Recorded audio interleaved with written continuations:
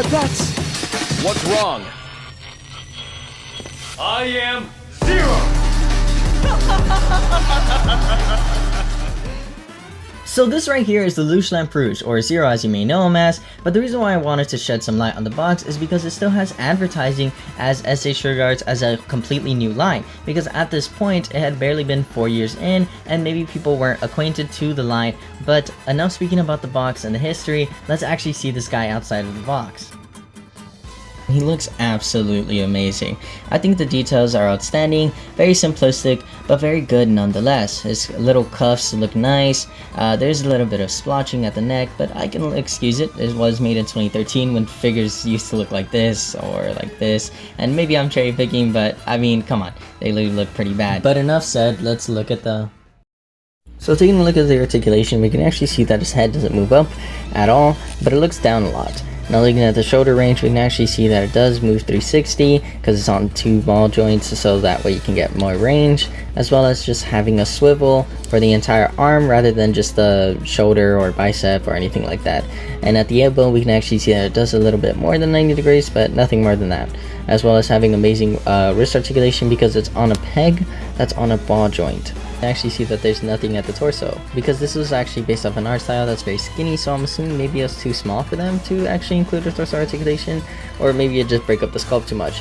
But because of them, because they didn't add one, it definitely does look a lot great, a lot smoother, and the transition to the legs are a lot smoother. And speaking of the legs, we can actually see that the leg does kick up this much, and without this plastic piece, or soft plastic piece, or hard plastic, you know, you'd be able to kick a lot more. But because of it, you're not going to get that much range out of it, sadly. But we can actually see that the kick actually does kick up quite well, even with the plastic on top. And looking at the ankle articulation, we can actually see that it is really good. Swivels all around. You can get it into any particular pose that you want. And we do have a thigh swivel or a leg swivel if you really want to focus on it a little bit. But that's about it for articulation. The accessories. Well, he does come with 3 different pairs of hands, 2 different faceplates, and 2 different head sculpts. But mind you, these 2 different head sculpts are the Zero mask. I don't know why they included another one, especially because it doesn't have a peg hole or anything like that. It's just kind of there, just to be there. And I would have preferred like a gun, a pistol, and the trigger finger to go along with it. And then here's the soft plastic cape. It looks just as great, it has great detail, it does have a little bit of paint splotching, but I can disregard it just because it came out in 2013. I mean, it was 12 years old.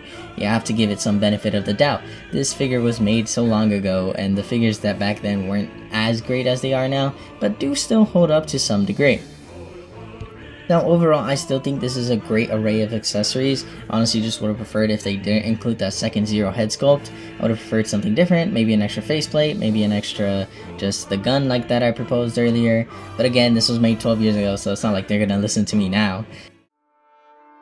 This figure is absolutely phenomenal. I think it's great for its time. The only problem with it is the torso articulation. Like, as long as you get a cloth good cape for him or make a customized one, and I'll put on screen one that is closest to it that maybe you can resemble it if you paint it a little bit with the gold streaks, then you have pretty much a new release figure of this guy. And if you're a big fan of Code Geass, then I highly recommend getting this guy off eBay or somewhere that you can find him for like a relatively good price. I got him for like around $80, $90 I believe. Now obviously that's a lot more than what he was, but he did come out in 2013, so I kind of understand the price increase. And thank you for watching. My name is Villex. You can follow me on all my other socials, and I'll see you guys next time. Bye. What? Forget everything you've just seen.